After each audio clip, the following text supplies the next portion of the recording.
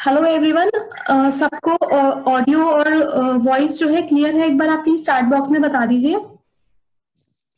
Voice सबको clear है? Great. I welcome you all. तो आज के वेबिनार का हमारा टॉपिक है द फंडामेंटल्स ऑफ लाल किताब। जैसे हमने लास्ट वेबिनार में आपको वैदिक एस्ट्रोलॉजी के बारे में बताया था, तो आज हम लाल किताब के बारे में डिस्कस करेंगे। और हमारी आज की स्पीकर हैं डॉक्टर किरण सेठी।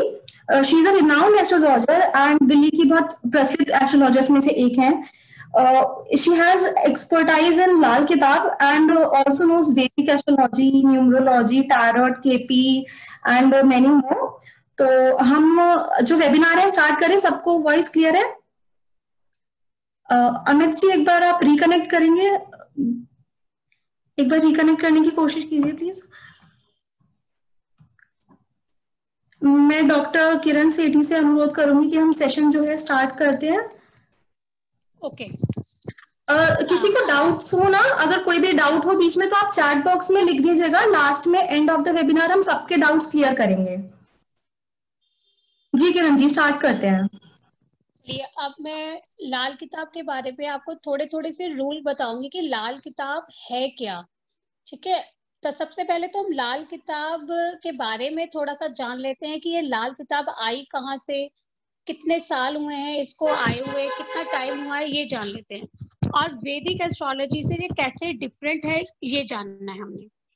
देखिए, वैदिक एस्ट्रोलॉजी में क्या होता है कि उसमें आपको लगन चार्ट तो देखना ही है, साथ में आपको राशियां देखनी है, आपको तत्व देखने हैं, आपको दशाएं देखनी है, नवांश देखना है, वर्ग चार्ट देखने हैं। यानी बहुत सारे मेथड आपको जो है वैदिक एस्ट्रोलॉजी में देखना पड़ता है, तब जाकर आप प्रिडिक्ट करते हैं कि ये चीजें होंगी कि नहीं होंगी, कैसे होंगी। लेकिन लाल किताब में ऐसा कुछ भी देखने के लिए नहीं कहा। बहुत इजी मेथड से आप कैसे सामने वाले को प्रिडिक्ट कर सकते हैं, कैसे बता सकते हैं, इसके बारे में बताया गया है। सिर्फ लगन चार्ट को ही देखकर हम उसके बारे में, उसके गुणों के बारे में, अवगुणों के बारे में, वो क्या पास्ट में करके आया है, क्या प्रेजेंट में चल रहा है, क्या फ्यूचर में चलेगा, ये सब हमें सिर्फ लगन चार्ट से ही पता चल जाता है। साथ ही साथ इसमें जो है लाल किताब में राशियों की बजाय हमारा काल पुरुष को ज्यादा इंपॉर्टेंस दी गई है। ये सबको पता होगा जो एस्ट्रोलॉजी में थोड़ा सा नॉलेज रखते हैं कि जो एस्ट्रोलॉजी चलती है वो काल पुरुष की कुंडली के अकॉर्डिंग चलती है। जैसे काल पुरुष की कुंडली में पहला भाव सबके लिए, पहला भाव क्या क्या कहता है वो सबके लिए सेम है। पहले भाव में जो राशि है उसके अकॉर्डिंग हम वैदिक एस्ट्रोलॉजी में प्रेडिक्ट करना शुरू कर देते हैं। लेकिन लाल किताब में हमने कारक को महत्व देना है, काल पुरुष को इम्पोर्टेंस देनी है और हमने जो है प्रिडिक्शन करना शुरू करना है। ये सब हमने लाल किताब में देखना होता है। लेकिन जो हमारा वैदिक एस्ट्रोलॉजी है उसमें सभी चीजें देखनी होती है, यानी दशाएं कौन सी चल रही हैं, आपका इस समय वर्ग चार्ट पे क्या वो ग्रहों की क्या स्थिति है, ये सब हमें वैदिक एस्ट्रोलॉजी में देखना पड़ता है।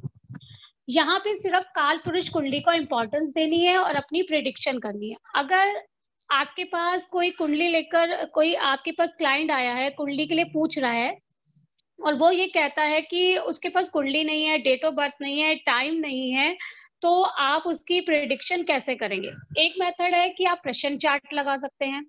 दूसरा मेथड है कि आप उसके जो क्वेश्चन है उसको सुन के बहुत इजी वे में कैसे प्रिडिक्शन करना है, ये हमने अपनी क्लासेस में भी सीखेंगे। और जैसे कि उसने कोई क्वेश्चन किया कि मेरी नौकरी में बहुत ज्यादा दिक्कत चल रही है और उसकी एज जानकर हम उसको प्रिडिक्शन कर सकते हैं, जो मैं अभी आपको आगे बताऊंगी। जैसे कि काल पुरुष के अकॉर्डिंग पहला भाव के बाद दूसरा भाव, फिर तीसरा भाव, फिर चौथा भाव। चौथा भाव प्राची आप वो लगा दीजिए कारक वाला चार्ट, पक्का घर और मालिक जो मैंने आपको बताया था, पक्का घर लगा दीजिए।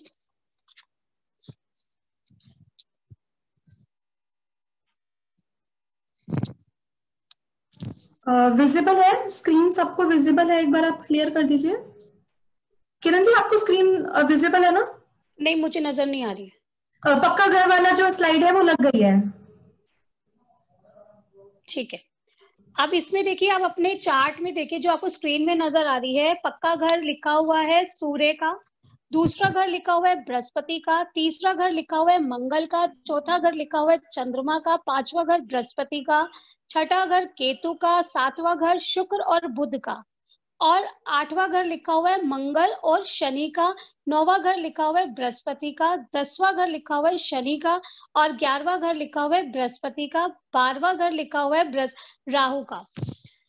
अब एक एग्जांपल लेते हैं। देखो सभी चार्ट्स तो मैं आपको नहीं बता पाऊंगी हाउसेस का, लेकिन मैं एक एग्जांपल ले रही हूँ 4th हाउस का।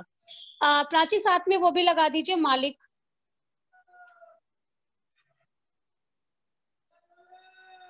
जी लग गया है।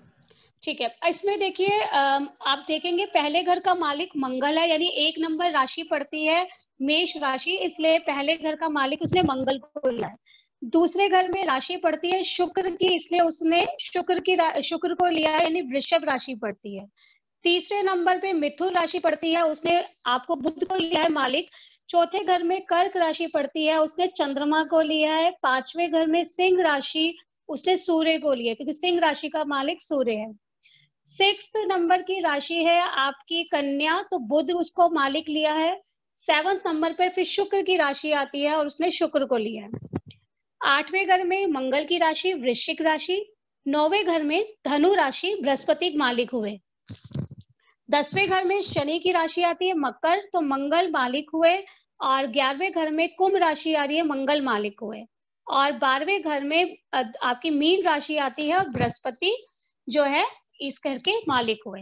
यानी अब देखें तो पक्का घर पहला घर है सूर्य का और मालिक है मंगल। यानी कि मालिक तो वहां पर मंगल है, लेकिन उस घर में सूर्य का भी अधिकार है, यानी उस घर में सूर्य भी अपना पूरा रोल अदा करता है। जितना हक मंगल का है उतना ही हक सूर्य का भी उस घर में दिया गया है। सूर्य देखो पहला घर हमारा किस चीज का होता है, हमारी आत्मा का होता है, हमारे ब्रेन का होता है, हमारा दिमाग क्या कह रहा है, हमारे दिमाग में क्या चीजें उठ रही हैं, वो हमें फर्स्ट हाउस से पता चलता है। और सूर्य इन सब चीजों का प्रतिनिधित्व है, यानी सूर्य इन चीजों को संभालता है। यानी कि मालिक तो यहाँ पर मंगल है, लेकिन उस चीजों को संभालेगा सूर्य। जैसे कि किसी घर का ऑनर तो है ए नंबर का, लेकिन आपका जो कार्यभार संभालना है वो बी ने संभालना है। तो यहीं पर भी मालिक तो है मंगल और कार्यभार संभाले।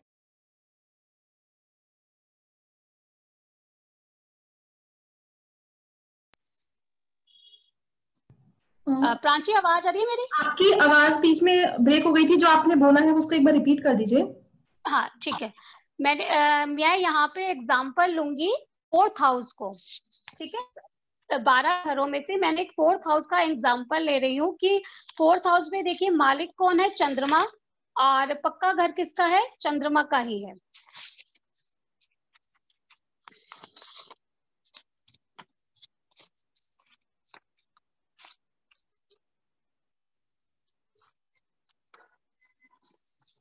किरण जी, आपकी आवाज ना बीच में ब्रेक हो रही है। मैं दोबारा रिपीट कर रही हूँ, मैं हाँ जी। 4th हाउस का एग्जांपल ले रही हूँ। ठीक है, 4th हाउस का एग्जांपल मैंने लिया, मालिक यहाँ पर चंद्रमा है और उसका उच्च घर भी चंद्रमा का ही है और पक्का घर भी चंद्रमा का है। 4th हाउस किस किस चीज को बताता है? 4th हाउस बताता है आपकी माता को, आपकी मन की शांति को, आपके नेचर को बताता है, यानी नेचर प्रकृति को, प्रकृति से जुड़ी बातें यहाँ पर 4th हाउस बताता है। और एज में ये जो 4th हाउस है आपके 25 से 50वां साल, यानी 25 से 50 साल तक की एज में आपके साथ क्या क्या होगा वो 4th हाउस बताता है। गर्भ अवस्था में माता का जो पेट का स्थान है वो भी आपका चंद्रमा यानी 4th हाउस से रिलेटेड है। नाना नानी से रिलेटेड, ननिहाल से रिलेटेड जो आपने बातें देखनी होती हैं वो भी आपको चंद्रमा यानी 4th हाउस से देखनी है। धन रखने के स्थान को भी ये बताता है, यानी क्योंकि लाल किताब में जो है वास्तु जो है राशियों के अकॉर्डिंग और आपके हाउसेस के अकॉर्डिंग दी हुई है। तो धन रखने का स्थान जो है यहाँ पे 4th हाउस को दिया गया है। शरीर के अंग में यह स्थान हमारी छाती का है, यानी हमारे दिल का है। यानी अगर हमें हार्ट से रिलेटेड कोई प्रॉब्लम हो रही है या हार्ट से में कोई दिक्कत आ रही है तो 4th हाउस जरूर उस समय डिस्टर्ब होता है। पिछले जन्म में जो हम कर्म करके आए हैं वो भी हमारा 4th हाउस बताता है। फोर्थ हाउस को हम बंद मुट्ठी के ग्रह भी भाव भी कहते हैं कि यदि हम पिछले जन्म में क्या अच्छा क्या बुरा लेकर आए हैं वो हम फोर्थ हाउस से देखते हैं। चंद्रमा इधर शुभ फल देता है, यानी अगर यहाँ पे चंद्रमा आकर बैठ जाए तो ये यहाँ पर आकर शुभ फल देगा। उसी तरीके के अगर बृहस्पति यहाँ पर आकर बैठ जाए तो शुभ फल देगा। क्यों शुभ फल देगा? क्योंकि काल पुरुष के अकॉर्डिंग चंद्रमा कर्क राशि में उच्च का होता है और चंद्रमा और बृहस्पति आपस में मित्र हैं। तो यहाँ पर आके बृहस्पति अपने कारकत्व में वृद्धि कर देगा, जो उसके कारकत्व जैसे धन से रिलेटेड वृद्धि करेगा, आपकी मान प्रतिष्ठा में वृद्धि करेगा, आपको आपके ससुराल से सुख प्राप्त होगा। यानी बृहस्पति के जो रोल्स हैं बृहस्पति वहां पर आके अपने कारकत्व में वृद्धि कर देगा, यानी यहाँ पे अच्छा फल प्रदान करेगा। मैंने अभी पहले रिपीट स्टार्टिंग यहाँ से किया था कि यहाँ पर लाल किताब में जो हमें प्रिडिक्शन करनी है वो काल पुरुष कुंडली को ध्यान में रखकर करनी है कि लाल किताब में काल पुरुष की कुंडली क्या है। सभी जो आपका फोर्थ हाउस चंद्रमा का है तो चंद्रमा को ध्यान में रखना है, फिफ्थ हाउस आपका सूर्य का है तो सूर्य को ध्यान में रखना है। अगर आप काल पुरुष की कुंडली को अच्छे से समझते हैं तो आप प्रेडिक्शन करना बहुत इजी तरीके से कर पाएंगे। आपने राशियों को बिल्कुल नहीं देखना लाल किताब में कि किस राशि में बैठा हुआ है, यानी आपने ये देखना है कि ये ग्रह यहाँ पे बैठा हुआ है तो ये किसका घर है और इस घर का मालिक कौन है। आपने सिर्फ ये बात को ध्यान में रखना है। अगर मंगल यहाँ पर आकर बैठ जाए तो मंगल कर्क राशि में नीच के होते हैं काल पुरुष के हिसाब से, तो कर्क राशि में यहाँ पर आकर बैठ के वो अपनी नीचता का प्रभाव देंगे। यानी फोर्थ हाउस आपका मन है, आपका ननिहाल है, आपके माता का हाउस है, तो माता से रिलेटेड कुछ ना कुछ सुख में कमी हो सकता है, माता से दूरी हो जाए, माता का स्वास्थ्य खराब रहता हो, या आपको कहीं दूर जाकर जो है शिफ्ट होना पड़े और अपने परिवार का सुख ना भोग पाए। क्रोध की भावना बढ़ जाती है। क्यों बढ़ जाती है? क्योंकि चंद्रमा मन का कारक है और मंगल अग्नि तत्व प्लैनेट है और चंद्रमा जल का प्लैनेट है। जल में अग्नि आ जाएगी तो वो चीजें जो है ठीक ढंग से कार्य नहीं कर पाएंगी। एक कहता है मन शांत रखो, एक उत्तेजना को बढ़ाता है, यानी मूड स्विंग्स बहुत ज्यादा रहेंगे उस जातक के। जल तत्व अग्नि तत्व मिलने से उस जातक के मूड स्विंग्स बहुत ज्यादा रहेंगे। शुक्र और चंद्रमा आपस में मित्र नहीं है, तो शुक्र यहाँ पर आकर बैठकर, शुक्र आपके विवाह का कारक भी है, चाहे वो लड़का हो चाहे लड़की। मैं शुक्र दोनों के लिए देखती हूँ, सिर्फ लड़कियों के लिए बृहस्पति को नहीं देखती, क्योंकि आपकी जो सेक्सुअल डिजायर है वो शुक्र से पूरी होती है। तो आपको चाहे वो लड़का हो चाहे लड़की, शादी के लिए शुक्र को देखना जरूरी है। चौथा घर सुख का है, तो सुख आपको ससुराल से भी मिलता है, आपके पति से भी मिलता है। और यहाँ चंद्रमा के घर पर शत्रु आके बैठ गया। देखिए अगर आपके सामने आपका शत्रु या कॉम्पिटिटर आकर बैठ जाए तो आपके मन में ना हलचल मच जाएगी, ये यहाँ से फटाफट जाए, मैं कंफर्टेबल होके काम नहीं कर पा रहा।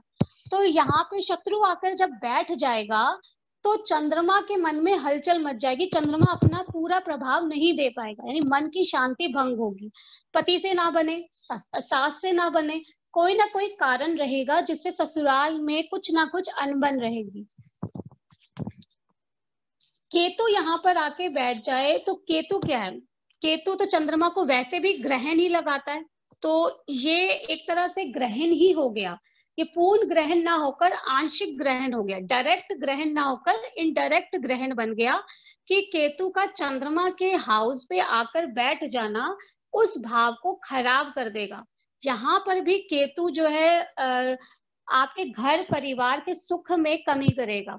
केतु क्या करता है? किसी चीज को काटता है, यानी उसे सेपरेट करता है, अलग कर देता है। तो यहाँ पे क्या करेगा? परिवार के सदस्यों में वैचारिक मतभेद उत्पन्न कर देगा। अगर केतु 4 में बैठा हुआ है, आपके पास कोई कुंडली आती है और आप उससे ये पूछते हैं कि आपके परिवार के सदस्यों में विचार कितने मिलते हैं, तो उनका आंसर यही रहता है कि परिवार के सदस्यों में विचार नहीं मिलते, वो आधा घंटा भी एक साथ नहीं बैठ पाते। तो ये केतु यहाँ पे आके परिवार के सदस्यों में डिफरेंट पैदा कर देगा, यानी मिलजुल के काम नहीं कर पाएंगे। दूर दूर रह के एक दूसरे के काम तो कर देंगे लेकिन इकट्ठे एकजुट होकर नहीं कर पाएंगे, यानी यहाँ पे उन्हें इस चीज की दिक्कत महसूस होगी। प्राची अगर पूछ लीजिए, यहाँ तक अगर किसी को कोई दिक्कत है तो वो मेंशन कर सकते हैं। यहाँ तक आप सभी को क्लियर है? अगर कोई डाउट है तो आप चैट बॉक्स में लिख दीजिए। अगर कोई डाउट नहीं है तो आप लिख दीजिएगा सब क्लियर है तो।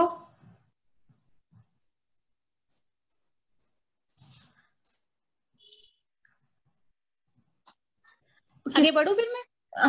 हाँ जी सर, हाँ जी आ रहा है कि सबको क्लियर है, अभी तक कोई डाउट्स नहीं है? कोई डाउट है तो आप साथ के साथ लिख सकते हैं। एक कोई नहीं, लास्ट में ले लेते हैं फिर। एक डाउट है, फोर्थ हाउस से मदर का क्या रिलेशन होगा?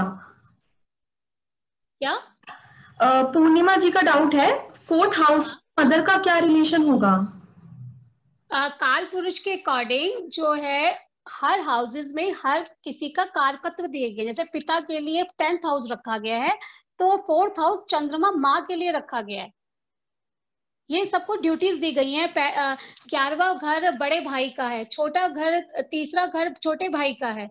स्पाउस के लिए 7th हाउस है। तो इसी तरीके से 4th हाउस माता के बारे में बताता है। माता के बारे में अगर आपको डीप नॉलेज लेनी है कि माता की स्थिति कैसी होगी, माता से सुख मिलेगा कि नहीं मिलेगा, या माता को कोई दिक्कत तो नहीं आ सकती, तो वो 4th हाउस बता रहा है।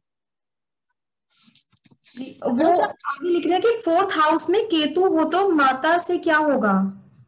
माता माता को कुछ ना कुछ प्रॉब्लम रहेगी, माता के स्वास्थ्य में खराबी रहेगी, क्योंकि मैंने भी बताया आपको कि केतु यहाँ पर चंद्रमा को ग्रहण लगाता है। केतु से ही ग्रहण लगता है चंद्रमा को, तो चंद्रमा पीड़ित हो जाता है। यहाँ पे डायरेक्ट ग्रहण नहीं लगा, इनडायरेक्ट ग्रहण लगा है। इसलिए चंद्रमा चंद्रमा से रिलेटेड जो गुण होंगे ना, उसमें कमी आ जाएगी। तो माता के स्वास्थ्य में खराबी रहेगी, या मन जो है विचलित रहेगा, मन एक जगह टिकेगा नहीं, मन में जल्दी जल्दी घबराहट पैदा हो जाएगी। कोई छोटी सी टेंशन भी आई तो ऐसे लोग बहुत जल्दी टेंशन ले लेते हैं। पूर्णिमा जी, आई होप आपका डाउट जो है क्लियर हो गया। और किसी को कोई डाउट है तो वो पूछ सकते हैं। अ, जी किरण जी, अभी तक कोई डाउट नहीं है तो आप आगे कंटिन्यू करते हैं। ठीक है।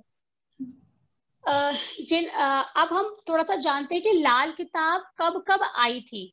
ठीक है, लाल किताब अभी तक 5 लाल किताब आई हैं। सबसे पहले जो लाल किताब आई थी वो 1940 में आई थी, और इसमें 156 पेज थे। सेकेंड लाल किताब आई 1941 में, इसमें 428 पेज थे। तीसरी लाल किताब 1942 में आई, उसमें 384 पेज थे। और आपकी आखिरी लाल किताब जो आई 1952 में आई, इसमें 1171 पेज थे। पहली लाल किताब में बहुत सारी कमियां रहेगी, पूरी तरीके से वो चीजें क्लियर नहीं हुई, उसको क्लियर किया गया। फिर तीसरी में और क्लियर किया गया, फिर पूरी तरीके से जो क्लैरिटी के साथ जो आई थी, जिसमें सभी चीजें दी गई हैं, वो लास्ट में जो आई थी 1952 में आई थी, उसमें हर उसके पॉइंट्स दिए गए हैं। इसके लिए ना लाल किताब के लिए कुछ लोगों ने बहुत सारी भ्रांतियां भी उड़ाई थी कि ये एक देविक शक्ति ने प्रेडिक्शन करी थी और उसको लिखवाया था। ऐसा कुछ नहीं हुआ था, क्योंकि बहुत सारे लोगों को ये भ्रांतियां रहती है। अगर किसी देविक शक्ति ने ये प्रेडिक्शन की होती तो लाल किताब अलग अलग रूपों में नहीं छपती, तो फिर वो एक ही रूप में एक ही ग्रंथ बन जाता। तो यहाँ पे लाल किताब एक एस्ट्रोलॉजर की कैलकुलेशन है, जिससे बहुत इजी वे में उसे जो है प्रिडिक्ट किया है। इसको जो प्रिडिक्ट किया था, जो लिखा था, वो रूपचंद्र जोशी थे, जो आर्मी के एक अकाउंटेंट थे। स्टार्टिंग में उन्हें एस्ट्रोलॉजी की बिल्कुल नॉलेज नहीं थी। वो घूमने के लिए कहीं गए, वहां पे कोई उन्हें एस्ट्रोलॉजर मिला, उनसे उन्होंने सीखा, तो उन्होंने उसको एक रूप दिया था, जो उन्होंने किसी शब्द को उर्दू में लिखा, किसी को फारसी में लिखा। दूसरा इसके लिए ये चीज की भ्रांति है कि ये जो है इंडियन कल्चर की नहीं है। अगर इंडियन कल्चर की नहीं होती तो इसमें लाल रंग का उपयोग ना किया जाता, क्योंकि हिंदुओं में सबसे पवित्र रंग लाल रंग माना जाता है, और उसको लाल रंग का ही उपाधि दी गई है। अब एक बात आती है कि कई बार, जो मैंने स्टार्टिंग में बोला था, कि कई बार एक क्लाइंट आता है और वो बोलता है कि मेरे पास कुंडली नहीं है, मेरे पास कोई डेट ऑफ बर्थ नहीं है, मैं जो है कैसे अपने बारे में जान सकता हूँ। देखिए, अगर आप लाल किताब के जो जितने भी पॉइंट्स हैं, बेसिक नॉलेज है, उसको अच्छे से समझ लेते हैं तो आप उसके बारे में बहुत अच्छे से प्रेडिक्ट कर सकते हैं। जैसे लाल किताब में एक चीज बताई गई है, उम्र का चक्र, कि आपकी किस उम्र में कौन से ग्रह क्या इफेक्ट आता है। जैसे कि एग्जाम्पल के लिए 1 से 6 साल तक के लिए शनि ग्रह का इफेक्ट आता है, 7 से 12 साल के लिए राहु ग्रह का इफेक्ट रहता है उस जातक के ऊपर, 13 से 15 साल की एज तक केतु का इफेक्ट रहता है, 16 से 21 साल तक बृहस्पति का इफेक्ट जातक के ऊपर रहता है, 22 से 23 साल तक सूर्य का इफेक्ट रहता है, 22 से 23 आपका जो है 24वां साल आपका चंद्रमा का है, 25 से 27 आपका शुक्र का है, और 28 से 33 मंगल का है, और 33 से 34 आपका बुध का, यानी ये 35 साल का चक्र है। और उस 35 साल के चक्र के बाद सेम वही चक्र दोबारा से शुरू हो जाता है, यानी 36 से 41 साल का, फिर सैटर्न का, फिर 42 से 47 साल का जो है राहु का, इस तरीके से 108 साल तक का चक्र दिया गया है।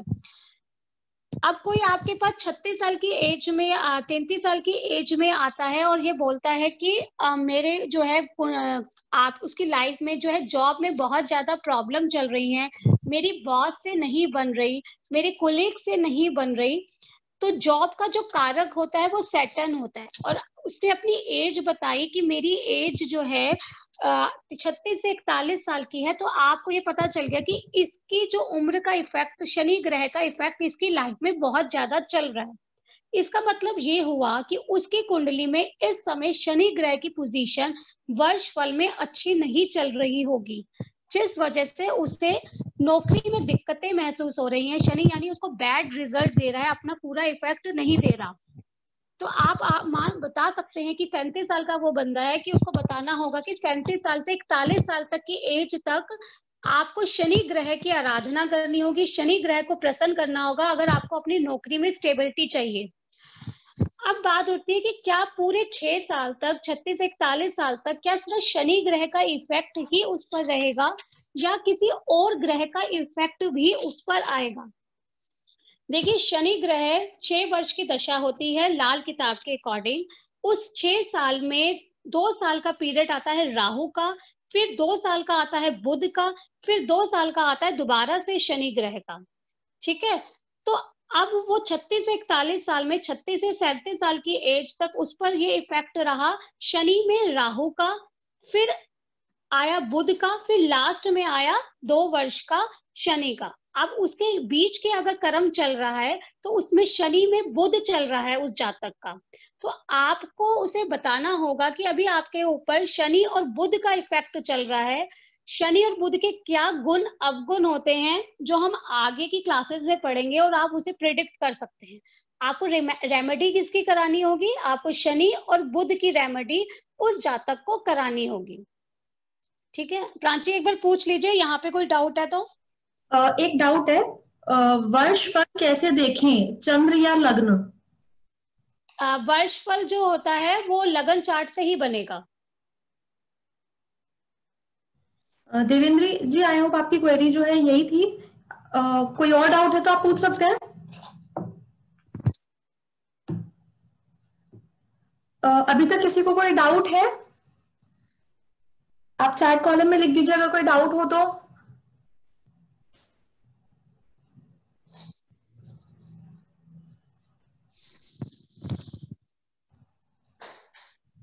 किरण जी, अभी तक कोई डाउट नहीं है। अब इनका एक क्वेश्चन था, जिन्होंने बोला कि वर्ष फल कैसे देखें, लगन चार्ट से या चंद्र कुंडली से।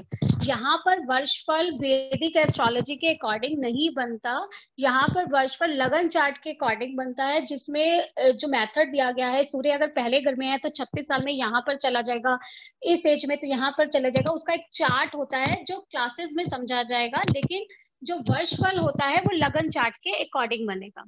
अभी मैंने लास्ट में खत्म किया था कि अगर आपको ग्रहों के गुणों अवगुणों के बारे में पता हो तो आप उस जातक के बारे में बहुत अच्छे से प्रिडिक्ट कर सकते हैं। तो यहाँ पे अब मैं थोड़ा सा जो है ग्रहों के गुणों अवगुणों के बारे में बताऊंगी। जैसे कि अगर कोई ये कहता है कि उसे कंसीव होता है और कंसीव होने के बाद उसका अबॉर्शन हो जाता है, या उसका बच्चा बचता नहीं है, या पैदा होने के बाद बच्चे मर जाते हैं।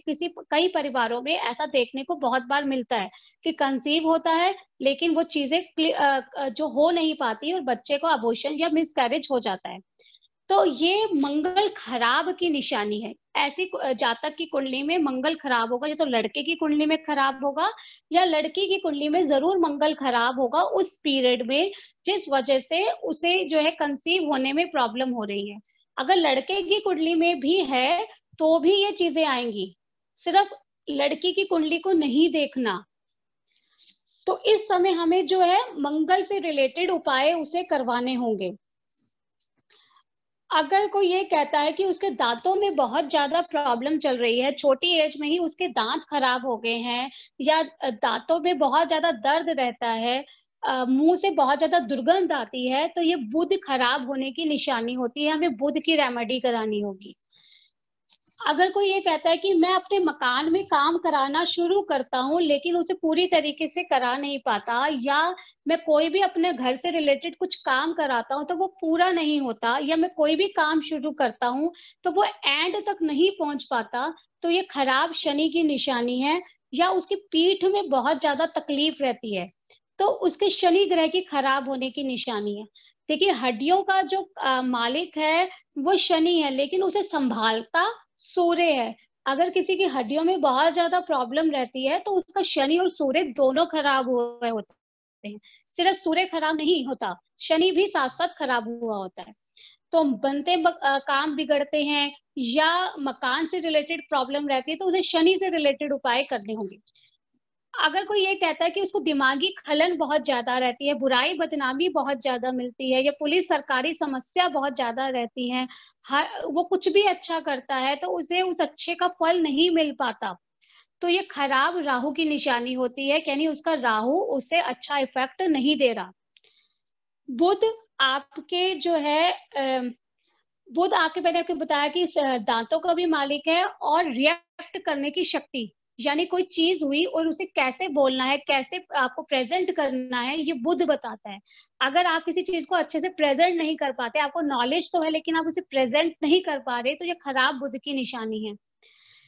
अगर आपके पावों में जो आपके पैर हैं उसमें बहुत ज्यादा दर्द रहता है, या आपके नाखून जो है झड़ जाते हैं, नाखूनों में दर्द रहता है, तो ये खराब केतु की निशानी है। मुंह से थूक आना, यानी कई लोग बोलते हैं और उनके बार बार साइडों में थूक जमा हो जाती है और थूक मुंह से निकलती है, या कई लोग ये कहते हैं कि अब रात को सोते हैं तो हमारे मुंह में थूक होती है, तो ये खराब सूर्य की निशानी है। सूर्य से रिलेटेड फलों में उसे कमी मिलेगी। आपके जो सिर में चोटी का स्थान है वहां पर अगर बाल झड़ जाते हैं, अब कई लोगों ने ये भ्रांतियां बना रखी हैं कि सिर के बीच के स्थान में से अगर बाल झड़ जाते हैं तो पैसा आना शुरू हो जाता है। ऐसा नहीं होता। सिर के अगर बीच के स्थान में जो चोटी का स्थान है, अगर वहां से बाल झड़ने शुरू हो रहे हैं तो ये खराब बृहस्पति की निशानी, यानी उस समय उसका बृहस्पति खराब होना शुरू हो रहा है। नींद में बहुत ज्यादा बेचैनी रहती है, नींद डिस्टर्ब रहती है, अच्छे से नींद नहीं ले पाते हैं, या जो है रात को सपने चलते रहते हैं। कई लोग कहते हैं कि मैं रात को सोता हूँ और कुछ ना कुछ मेरी कल्पनाएं चलती रहती हैं, मुझे बेफालतू के सपने आते रहते हैं, तो ये खराब चंद्रमा की निशानी है। तो हमें उसके अकॉर्डिंग उपाय करने पड़ते हैं। ये चीजें काम आती हैं। देखो, ये तो मैंने कुछ आपको पॉइंट्स बताए हैं खराब की निशानी। बहुत सारे पॉइंट्स हैं जिसको हमें अगर ध्यान में रहता है तो क्लाइंट जब हमें बताता है तो हमें खुद ही पता चल जाता है कि उसके साथ इस समय कौन से ग्रह का नेगेटिव इफेक्ट हमें मिल रहा है, तो हमें उसकी रेमेडी जरूर करानी होती है। और एज के अकॉर्डिंग उसकी एज में क्या इफेक्ट कौन से ग्रह का चल रहा है उसकी रेमेडी उसे करानी होती है। यहाँ पे हमारे पास ना एक दो डाउट्स हैं, हम ले लें एक बार। हाँ जी। एक तो एज की डिटेल्स जो है ना, वो एज की साइकिल आप फिर से बता दीजिए। एज की साइकिल यहाँ पे मैंने सैटर्न का लिया था कि उम्र के 6 साल तक जो होता है शनि का इफेक्ट होता है। फिर जो है आपका 36 से 41 साल तक शनि का इफेक्ट लेता है, और एग्जाम्पल लिया था। तो उसमें भी अलग अलग चक्र होते हैं जो हम क्लासेस में डिस्कस करेंगे। अभी ये सारा चीज इसमें डिस्कस नहीं हो पाएगी। एक और डाउट है, वक्री आदि का विचार इसमें होता है क्या? नहीं, इसमें वक्री ग्रहों का जो है इसमें नहीं कैलकुलेट होता। इसमें आपको सिर्फ जो है आपको आपको काल पुरुष की कुंडली को ध्यान में रखना है, पक्का घर उच्च ग्रह को ध्यान में रखना है और मालिक को ध्यान में रखना है। ठीक है, आगे बढ़ू। हाँ जी। सिक्स्थ हाउस जो है पराशर में भी बुरा माना गया है, सिक्स्थ हाउस लाल किताब में भी बुरा माना गया है, लेकिन सिक्स्थ हाउस जो है वैदिक एस्ट्रोलॉजी में सिक्स्थ हाउस सेकंड हाउस को नहीं देखता। सिर्फ मंगल को छोड़कर, क्योंकि मंगल की 8वीं दृष्टि सेकंड हाउस से पड़ती है, इसलिए मंगल जो है सेकंड हाउस को देख सकता है। लेकिन लाल किताब के अकॉर्डिंग सिक्स्थ हाउस पे कोई भी ग्रह बैठा हो वो पलट कर यानी उल्टी दृष्टि से जो है आपके सेकंड हाउस को देखेगा, और अगर वहां पे मित्र और शत्रु बैठे हुए हैं तो उसके अकॉर्डिंग आपको जो है प्रिडिक्शन करनी है। अगर अच्छे ग्रह बैठे हुए तो लाइफ में धन से रिलेटेड फायदा होगा, बुराई बदनामी से बचे। अगर शत्रु ग्रह बैठे हुए हैं तो लाइफ में प्रॉब्लम्स रहेंगी। उसी तरीके से जो है 8th हाउस में कोई भी ग्रह बैठा हो उसकी दृष्टि के अकॉर्डिंग नहीं देखना, कोई भी ग्रह बैठा हो वो 12th हाउस को देखेगा, मित्र और शत्रु के अकॉर्डिंग उसका फलित होगा। यहाँ पे जो दृष्टियां हैं लाल किताब की वैदिक एस्ट्रोलॉजी से काफी डिफरेंट है, क्योंकि वैदिक एस्ट्रोलॉजी में 1 से 6 तक के जो ग्रह होते हैं वो 7 से 12 भाव में बैठे ग्रहों को देखते हैं, लेकिन लाल किताब में 1 से 6 पहले भाव बोले गए हैं, पहले के भाव बाद के भाव यानी 7 से 12 के भाव को नहीं देखते।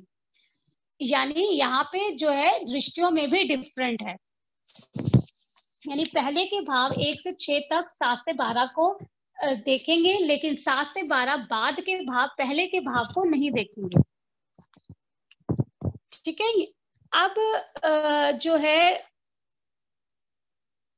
कुंडलियों के भी अलग अलग प्रकार दिए गए हैं, जैसे वैदिक एस्ट्रोलॉजी में जो योग दिए गए हैं, तो यहाँ पे कुंडलियों के प्रकार दिए गए, जैसे अंधी कुंडली, रतांध कुंडली, धर्मी कुंडली, धर्मी टेवा, साथी ग्रह, सोया ग्रह और मुकाबले के ग्रह, यानी अलग अलग कुंडलियों के प्रकार दिए गए हैं। तो यहाँ पे अभी सिर्फ मैं एग्जाम्पल के तौर पर एक कुंडली लूंगी, अंधी कुंडली। अंधी कुंडली को हम कैसे देखते हैं? 10th हाउस में अगर 2 से ज्यादा पाप ग्रह बैठे हुए हैं या 2 पाप ग्रह बैठे हुए हैं तो वह कुंडली अंधी कुंडली कहलाती है। यानी उस जातक की जिसकी कुंडली में अंधी कुंडली बन रही है, लाइफ में स्ट्रगल स्ट्रगल स्ट्रगल चलता रहता है, वो कोई भी काम करता है उसका वो काम पूरा नहीं होता। मान लीजिए अगर 10th हाउस में सूर्य और शनि आपस दोनों एक साथ 10th हाउस में आकर बैठ गए हैं, तो 10th हाउस में बैठने पर वो कुंडली अंधी कुंडली बन गई। तो ऐसे जातक की लाइफ में ऑल ओवर लाइफ स्ट्रगल चलता रहता है। जो है उपायों से आप इसके स्वरूप को बदल सकते हैं, यानी आपकी लाइफ में अगर 100% स्ट्रगल था तो उपाय करके आप उसको 50% में ला सकते हैं, लेकिन ऐसे जातक को, अंधी कुंडली वाले को लंबे समय तक उपाय करने पड़ेंगे जिससे उसकी लाइफ में स्ट्रगल न रहे। अगर वो जॉब करता है तो जॉब पे उसकी स्टेबिलिटी नहीं रहती, अगर वो मैरिज करता है तो मैरिज में भी डिस्टर्बेंस रहती है, डिवोर्स होने के योग भी बन जाते हैं, बच्चा होने में भी दिक्कत हो जाती है, बिजनेस करता है तो बिजनेस स्टेबल नहीं रहता, कहीं पैसा इन्वेस्ट करता है तो वो पैसे में बरकत नहीं होती बल्कि उसे नुकसान ही हो जाता है। यानी अंधी कुंडली सबसे जो है बुरी कुंडली मानी गई है। उसी प्रकार धर्मी कुंडली है, फिर रतांत की ग्रह है, सोया ग्रह है, सोए भाव है, इसी तरीके से अलग अलग प्रकार दिए गए। यहाँ पे मैंने अभी अंधी कुंडली लिया है और एक में सोया भाव लूंगी। सोया भाव क्या होता है? मैंने अभी बोला कि 1 से 6 में बैठे हुए ग्रह जो हैं वो बाद के भाव यानी 7 से 12 के भाव को देख सकते हैं। मान लीजिए पंचम भाव में 5th हाउस में बृहस्पति बैठा हुआ है और 5th हाउस की जो दृष्टि है वो 11th हाउस में पड़ती है, लेकिन अगर 11th हाउस में कोई ग्रह नहीं बैठा हुआ तो बृहस्पति यहाँ पर सोया हुआ होगा, यानी बृहस्पति यहाँ पर पूरा रिजल्ट नहीं देगा, जिसका मैं डीप में आपको जो क्लासेस होंगी उसमें बताऊंगी। लेकिन बृहस्पति पंचम में बैठकर पूरी कुंडली को कवर करता है, उसे बहुत अच्छा रिजल्ट देना चाहिए, लेकिन यहाँ पे सोया हुआ होने से बृहस्पति के गुणों में कमी आ जाएगी, यानी वो 100% की जगह वो काफी चीजों में कमी कर देगा सोया हुआ होने से। प्राची एक बार पूछ लीजिए, अगर कोई डाउट है तो फिर आगे बढ़ते हैं। नहीं, अभी तक कोई डाउट्स नहीं है। कुछ लोग ना क्लासेस की डिटेल्स के लिए पूछ रहे हैं। मैंने यहाँ पे चैट कॉलम में नंबर लिख दिया है, आप उस पर कांटेक्ट कर सकते हैं। तो सेशन के लास्ट में क्लास की डिटेल्स वगैरह है, मैं बता दूंगी और आपको बता दूंगी, अलग से मैसेज भी कर दूंगी, सो डोंट वरी। जी, हम कंटिन्यू कर सकते हैं। बस यूजली लोग क्लासेस के लिए ही पूछ रहे थे। ठीक है जी। लाल किताब जो सबसे ज्यादा फेमस है अपने उपायों के लिए फेमस है, क्योंकि लाल किताब में जो उपाय होते हैं बहुत अच्छे से रिजल्ट देते हैं, बहुत जल्दी रिजल्ट देते हैं। लेकिन उपायों को करने से पहले हमें बेसिक नॉलेज की जो है नॉलेज बहुत ज्यादा होनी चाहिए, तभी हमें उपाय हम करा सकते हैं। क्योंकि यहाँ पर जो उपाय हैं वो ग्रहों के स्वरूप को बदलने के लिए बताते हैं। यानी अगर बृहस्पति खराब रिजल्ट दे रहा है या शनि खराब रिजल्ट दे रहा है, तो उपायों से हम उसके स्वरूप को बदलकर जो कुंडली वाला उसे इतना नेगेटिव इफेक्ट मिल रहा है, उसके नेगेटिव इफेक्ट को कम कम कम कर सकते हैं। यानी उपाय थोड़े से करके हम अपनी लाइफ में जो इतना स्ट्रगल है उसे कम कर सकते हैं। उपाय जैसे मैं एक एग्जांपल लूंगी, अभी मैंने आपको लास्ट में बताया था कि किसी जातक के मुंह से बार बार थूक निकलती है, या वो रात को सोता है तो उसके मुंह में थूक होती है, या उसे थूकने की आदत रहती है, वो जगह जगह थूक देता है।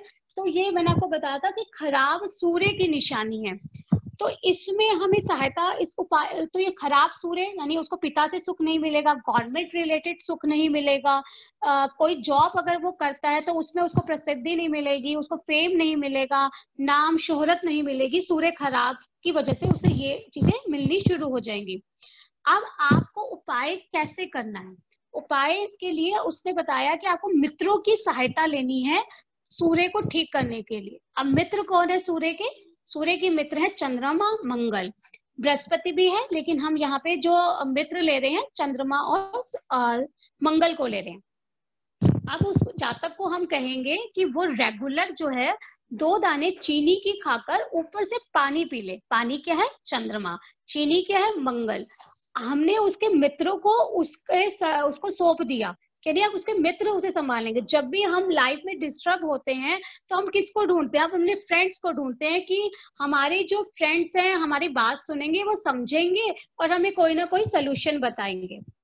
तो यहाँ पे मित्र के साथ वो कंफर्टेबल हो जाएगा और अपनी नेगेटिविटी को छोड़कर वो पॉजिटिविटी में आ जाएगा। लेकिन वो उपाय उसे 43 डेज लगातार करना होगा।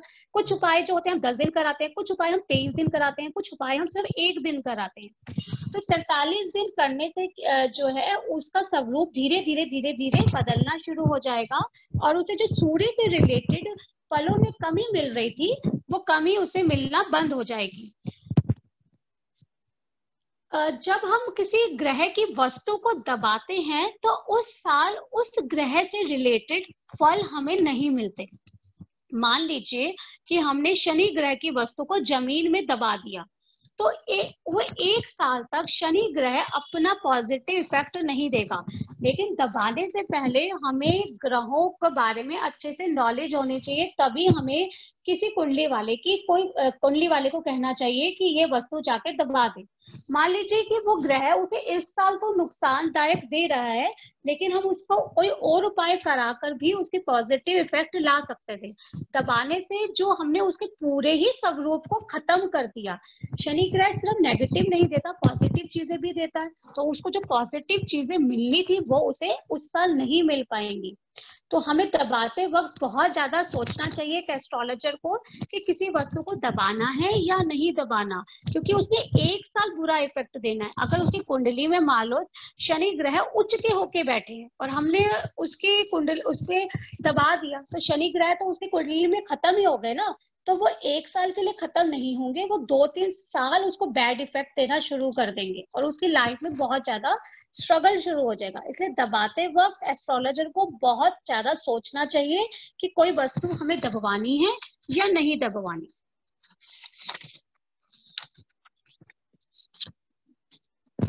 यहाँ तक पूछ लो प्राची, अगर कोई प्रॉब्लम है तो। किसी को भी यहाँ पर कोई डाउट है?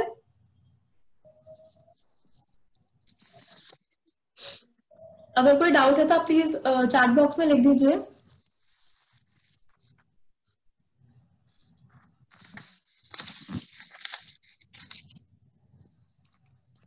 नहीं, अभी तक कोई डाउट नहीं है। ठीक है, ठीक है। अब यहाँ पे एक चीज और बताऊंगी कि दान कब नहीं करना। अगर कोई कुंडली में कोई ग्रह उच्च की स्थिति में बैठा हुआ है, तब हमें उसका दान नहीं करना चाहिए। दान, उच्च के ग्रह का अगर आप दान कर देंगे तो वो चीजें हमसे दूर होती चली जाएंगी। तो उच्च के ग्रह का दान नहीं करना, इस बात का ध्यान रखना है। कब और कैसे करना है वो क्लासेस में समझेंगे। अब लाल किताब में अलग अलग ऋणों के बारे में बताया, यानी हर जातक की कुंडली में कोई ऋण हो सकता है, किसी जातक की कुंडली में कोई ऋण ना भी हो, ये भी हो सकता है। यहाँ पे ऋण के नाम दिए गए हैं: सव ऋण, मातृ ऋण, संबंधी ऋण, पितृ ऋण, बहन पुत्री ऋण, स्त्री ऋण, निर्दयी ऋण, अजन्मे ऋण, ईश्वरीय ऋण। अगर इसमें से कोई भी ऋण किसी जातक की कुंडली में बन रहा है, तो उस जातक की लाइफ में भी काफी स्ट्रगल रहता है। हम उपाय तो कराते रहते हैं कि ये उपाय कर लीजिए, आप ये उपाय कर लीजिए, और हमने ये नहीं देखा कि क्या उसके ऊपर कोई ऋण तो नहीं था, पिछले जन्म से कोई ऋण तो नहीं लेकर आया हुआ। अगर हमने उसके ऋणों का उपाय नहीं कराया, तो हम जितने मर्जी उसको उपाय करा लें, उसे वो रिजल्ट नहीं मिलेगा और एस्ट्रोलॉजर की प्रेडिक्शन गलत हो जाती है। अब मैं यहाँ पर एक ऋण लूंगी, पितृ ऋण। एग्जाम्पल के रूप में मैंने एक पितृ ऋण लिया है। मैंने आपको बताया था कि कुंडली में दूसरा, पांचवा, नौवां, 12वां भाव का जो मालिक है आपका बृहस्पति है, पक्का घर बृहस्पति का है। तो यहाँ पर अगर दूसरे, पांचवें, नौवें, 12वें भाव में जो बृहस्पति का पक्का घर है, वहां पर उसके शत्रु आकर बैठ जाएं, तो बृहस्पति अपना रिजल्ट नहीं दे पाएगा। हमारे धर्म से जुड़ा भाव पांचवा भी है, नौवा भी है और 12वां भी है। दूसरा घर धर्म स्थल बोला गया है। दूसरा घर धर्म स्थल, 12वां घर मोक्ष का, पांचवा घर हम पिछले जन्म से क्या लेकर आए हैं, नौवा घर आपका धर्म का है। तो बृहस्पति के घरों में उसके शुक्र आकर बैठ जाए, शनि आकर बैठ जाए, राहु आकर बैठ जाए, तो बृहस्पति अपना रिजल्ट नहीं दे पाएगा, और उसके पिछले जन्म में उसने कुछ ऐसी गलतियां की हुई हैं जो जिसका रिजल्ट उसे अब इस जन्म में भोगने को मिल रहा है। तो जब तक हम पितृ ऋण का उपाय नहीं कराएंगे, उसकी कुंडली में कितने भी उपाय करा लें, उसको रिजल्ट नहीं मिलेगा। इसी तरीके हो सकता है कि किसी ये मैंने आपको 9 ऋण बताए, तो जरूरी नहीं है कि किसी की कुंडली में कोई ऋण हो सकता है ना ऋण हो, और ये भी हो सकता है कि किसी जातक की कुंडली में 3 ऋण हो। तो हमें उन तीनों का ही उपाय कराना पड़ेगा, तभी उसके ऊपर बाकी ग्रहों का जो उपाय कराएंगे उसका रिजल्ट उसे मिलना शुरू होगा। अब पितृ ऋण होने से उसकी लाइफ में स्ट्रगल बहुत ज्यादा रहता है। जॉब ढूंढने जाता है, जॉब नहीं मिलती, जॉब में स्टेबिलिटी नहीं रहती, परिवार का सुख नहीं मिल पाता, पति पत्नी में आपस नहीं बन पाती। बृहस्पति पुत्र का कारक भी है, संतान का कारक भी है, संतान से नहीं बनती, संतान में प्रॉब्लम रहती है। यानी बृहस्पति के जो है गुण है उसमें कमी आती जाएगी। धन, कहीं धन लगाता है तो वो धन का उसको अच्छा सा रिजल्ट नहीं मिलता, नुकसान हो जाता है, ये चीजें उसके साथ रहती हैं। अब 8th हाउस में, जैसे मैंने 6th हाउस का आपको बताया था, वैसे अब मैं आपको 8th हाउस का बता रही हूँ कि 8th हाउस में कोई भी ग्रह बैठा हो, वो लगन में बैठे हुए ग्रह को डैमेज कर देगा। मान लीजिए लगन में बृहस्पति बैठा हुआ है, और बृहस्पति के लिए सबसे ज्यादा है कि बृहस्पति लगन में बैठकर पूरी कुंडली को कवर कर लेते हैं। अब यहाँ पे अगर 8th हाउस में कोई ऐसा ग्रह बैठा हुआ है जो बृहस्पति को डैमेज कर सकता है, तो उस जातक की लाइफ में भी बहुत ज्यादा प्रॉब्लम्स रहेगी। अब 4th हाउस में बैठा हुआ ग्रह 11th हाउस को डैमेज कर देगा, यानी कि उसके सुख सुविधाओं में कमी कर देगा। 11th हाउस जो है 4th हाउस को डैमेज कर देगा। इसके बहुत सारे पॉइंट्स हैं जो मैं अभी क्लियर नहीं कर सकती, बस मैं आपको शॉर्ट में ये बता रही हूँ कि 4th हाउस 11th हाउस में बैठा हुआ ग्रह, अगर 4th और 11th में दोनों ग्रह बैठे हुए हैं, तो 11th हाउस का ग्रह 4th हाउस को डैमेज कर देगा, यानी उसकी सुख सुविधाओं, माता के सुख में कमी कर देगा, मैरिज में भी डिले कर देगा। क्योंकि मैं मैरिज के लिए 7th हाउस के साथ साथ 4th हाउस को भी देखती हूँ, क्योंकि सुख तो हमें 4th हाउस से ही मिलना है। अगर किसी जातक की कुंडली में 10th हाउस में सूर्य बैठा हुआ है, तो सूर्य यहाँ पर तो हो गया दिग्बली, वैदिक एस्ट्रोलॉजी के अकॉर्डिंग ये दिग्बली हो गया, ये तो बहुत अच्छा रिजल्ट देगा। लेकिन आप जिनका 10th हाउस में सूर्य बैठा हुआ है, आप उनसे पूछिए कि उनको क्या क्या लाइफ में प्रॉब्लम का सामना करना पड़ा। उनको कभी ना कभी गवर्नमेंट से रिलेटेड प्रॉब्लम आएगी आएगी, उसकी उसके बॉस के साथ नहीं बनेगी। क्योंकि क्यों नहीं बनेगी? तो ये शनि के घर में आकर बैठ गया सूर्य, तो सूर्य जो है शत्रु के घर में बैठा हुआ है, तो अपने गुणों में कैसे बढ़ोतरी करेगा, अपने गुण कैसे दिखाएगा? शनि उसे दबाने की कोशिश करेगा, क्योंकि पक्का जो घर है वो तो शनि का है ना, तो शनि उसे अपने रिजल्ट नहीं देने देगा।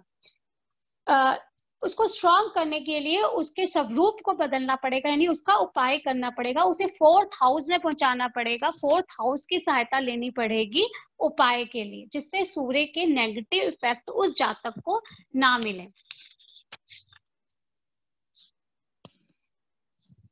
अब जैसे कि यहाँ पे एक एग्जाम्पल है कि उपाय में किसी चीज को पहनाया जाता है, किसी चीज को प्रवाहित किया जाता है, किसी चीज को दबाया जाता है। जब किसी चीज को 1st हाउस में करना हो तो उस चीज का तिलक लगाकर भी उस चीज को, उस ग्रह को 1st हाउस में पहुंचाया जाता है।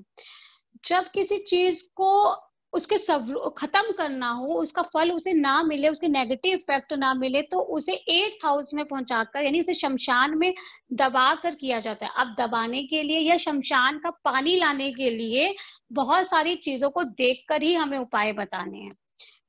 अगर हमें किसी चीज को 12th हाउस में पहुंचाना है तो उसे उस ग्रह से संबंधित वस्तु को उसे छत पर रखवाना होगा।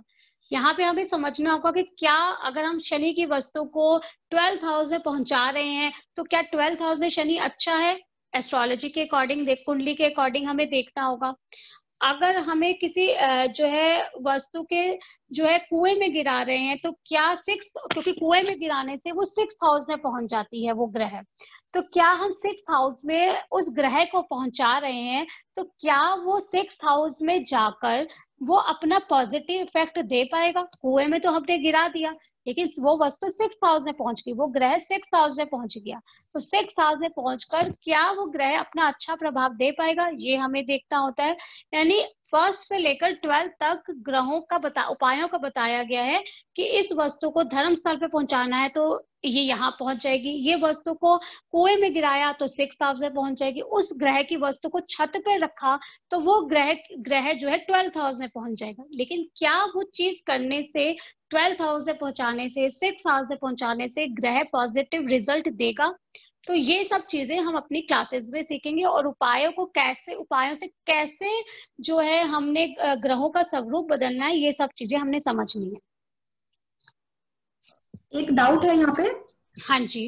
वैदिक सिद्धांत लेना है क्या, दिग्बली आदि? नहीं लेना, नहीं लेना जी। यहाँ पे बिल्कुल वैदिक एस्ट्रोलॉजी को थोड़ा सा भूलना पड़ेगा अगर हमें अपनी पूरी प्रेडिक्शन जो है अच्छे से करनी है। यानी वहां पे जो आपको गुरु चंडाल योग बता रहा है या नीच भंग बता रहा है, हमें यहाँ पे वो चीजें नहीं लेनी। हमने सिर्फ जो है आपको लगन चार्ट लेना है, उच्च का ग्रह समझना है, नीच का ग्रह समझना है, मालिक को समझना है। ये चीजें हमें समझनी है कि उसका मालिक कौन सा है, पक्का घर कौन सा है, हमें यहाँ पे ये चीज समझनी है। जब तक हम मालिक को नहीं समझेंगे, पक्के घर को नहीं समझेंगे, ग्रहों के गुण अवगुणों को नहीं समझेंगे, हाँ इतना हम समझ लेंगे तो हमारी प्रिडिक्शन बहुत अच्छे से हो जाएगी और वो उपायों को हम बहुत अच्छे से समझ लेंगे। अब एक चीज है लाल किताब में मसनूई ग्रह। मसनूई ग्रह में लाल किताब ये कहती है कि एक ग्रह के अंदर 2 ग्रहों का स्वरूप होता है। यानी एक ग्रह में सिर्फ एक ही ग्रह का जो है एनर्जी नहीं है, उसके अंदर दूसरे 2 और ग्रहों की एनर्जी भी है। जैसे कि एग्जाम्पल है, बृहस्पति जो है सूर्य और शुक्र के गुणों को लेकर बना है। शुक्र भी आपका जो है गुरु है और बृहस्पति भी गुरु है, और सूर्य जो है आत्मा है, और उसको जो है जगत पिता भी बोला गया, सूर्य को राजा भी बोला गया। तो बृहस्पति के अंदर सूर्य और शुक्र के गुण है। तो हमें बृहस्पति अगर हमें नेगेटिव इफेक्ट दे रहा है तो हमें जो है उसको उपाय में से शुक्र को हटाना होगा, क्योंकि शुक्र उसका मित्र नहीं है। तो शुक्र को कैसे हटाना है, वो उपायों से हटाएंगे। एक एग्जांपल मैं ये लूंगी कि मंगल बद, अगर किसी कुंडली में जो है सूर्य और शनि इकट्ठा बैठा हुआ है और आपके अकॉर्डिंग जो है मंगल तो उच्च के होके बैठे हुए हैं, मान लीजिए 5th हाउस में 10 नंबर राशि में मकर राशि में उच्च के होके बैठे हुए हैं, तो उसके पास तो बहुत सारी प्रॉपर्टी होनी चाहिए, उसको एनर्जी लेवल बहुत अच्छा होना चाहिए, उसकी संतान अच्छी होनी चाहिए, उसे जल्दी संतान का सुख प्राप्त होना चाहिए। लेकिन अगर उसकी कुंडली में सूर्य और शनि दोनों ग्रह एक साथ बैठे हुए हैं, तो मंगल यहाँ पर जो है अपने उच्च का फल ना देकर अपनी नीचता का फल देगा। वो नीचता का फल में उसके बहुत ज्यादा नेगेटिव इफेक्ट हमें मिलने शुरू हो जाएंगे सूर्य शनि के बैठने से, और उसके फिर हमें उपाय करने पड़ेंगे जिससे हमें संतान का सुख मिल पाए। अगर क्योंकि मंगल अगर खराब है तो विवाह का सुख नहीं मिलेगा, विवाह नहीं हो पाएगा, मैरिड लाइफ में डिस्टरबेंस रहेगी, पति पत्नी में आपसी मतभेद रहेंगे, बेड कंफर्ट्स में कमी हो जाएगी अगर मंगल उसका नीचता का इफेक्ट दे रहा है। ठीक है, तो यहाँ पर हमें जो है मंगल बद को उच्च के रूप में बदलना होगा उपाय से, यानी सूर्य और शनि के नेगेटिव इफेक्ट को जब तक हम दूर नहीं करेंगे तब तक मंगल जो है अपना पॉजिटिव इफेक्ट नहीं दे पाएगा। यहाँ तक कोई डाउट है तो पूछ लीजिए। नहीं, अभी यहाँ तक कोई डाउट नहीं है, हम आगे कंटिन्यू कर सकते नहीं, क्योंकि अपने अच्छा, और एक मैं कुंडली लूंगी धर्मी कुंडली। जैसे मैंने बताया था कि अंधी कुंडली होती है, वैसी ही धर्मी कुंडली होती है। धर्मी कुंडली में इन्होंने लिया है 4th हाउस को, यानी धर्म माता के स्थान को लिया है, और यहाँ पर आकर ग्रहों ने एक शपथ ली है कि हम माता के घर में आकर कोई भी गलत कार्य नहीं करेंगे। क्योंकि अगर हम देखें तो कोई भी जो होगा वो अपनी माता को तंग नहीं करना चाहेगा।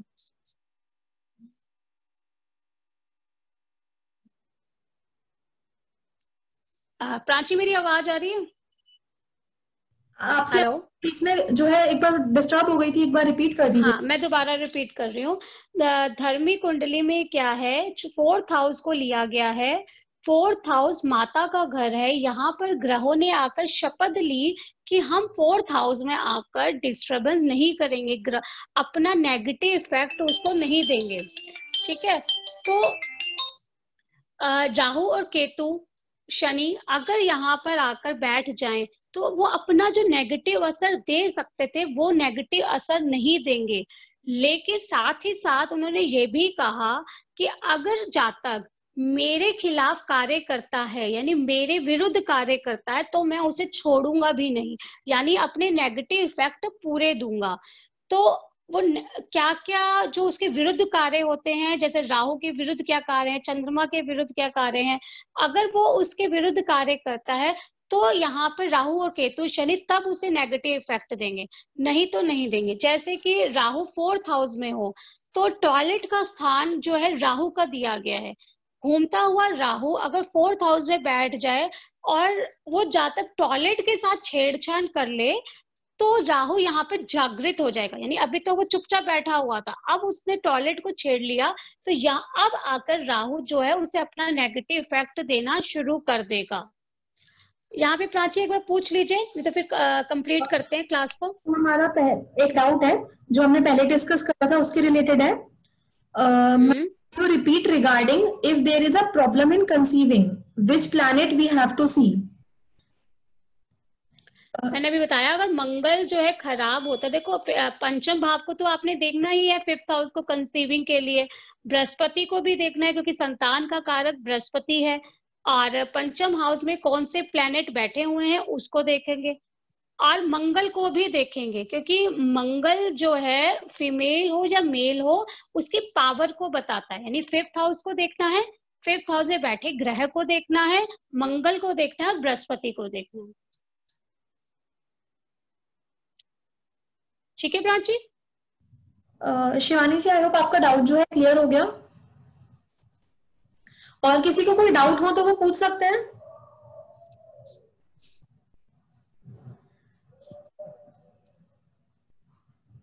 यहाँ तक का सबको क्लियर है? प्लीज एक बार चैट बॉक्स में बता दीजिए।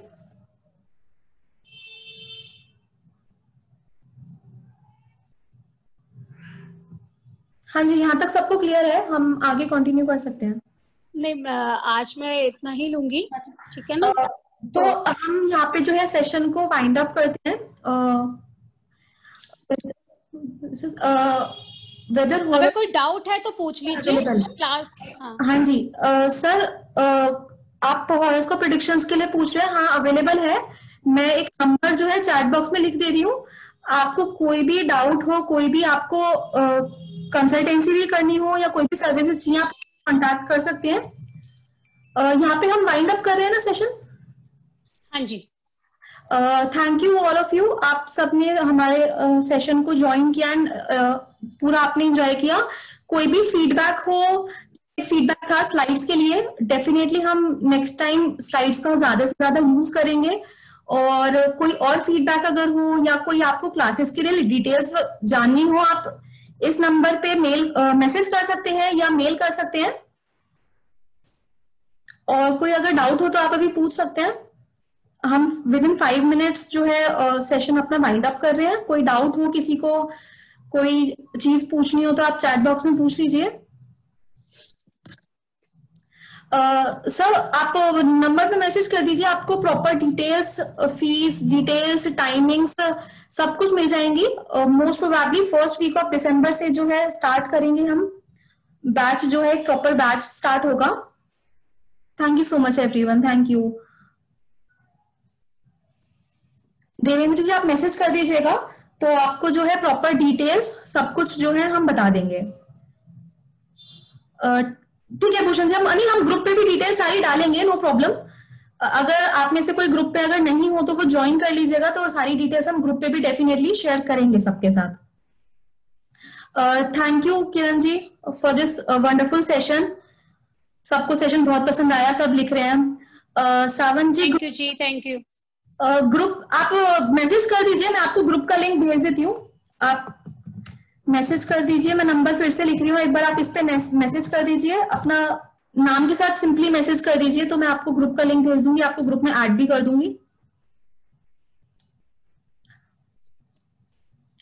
Thank you Bhushan ji, thank you Shivani ji, thank you everyone for attending. जो भी नेक्स्ट सेशन होगा उसके रिलेटेड भी आपको डिटेल्स ग्रुप पे भी आ जाएंगी और पर्सनली भी आपको सब मिल जाएगा। Thank you so much.